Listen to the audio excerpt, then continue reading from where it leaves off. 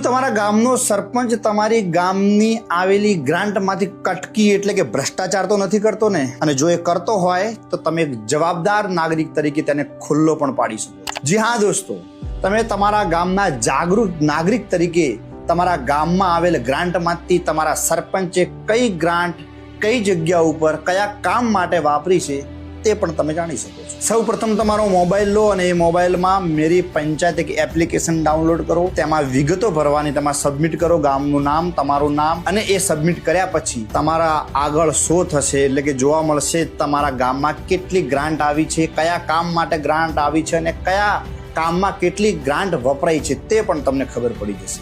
તે સિવાય તમે પંચાયતને લેખિતમાં અરજી કરીને પણ માહિતી માંગી શકો છો.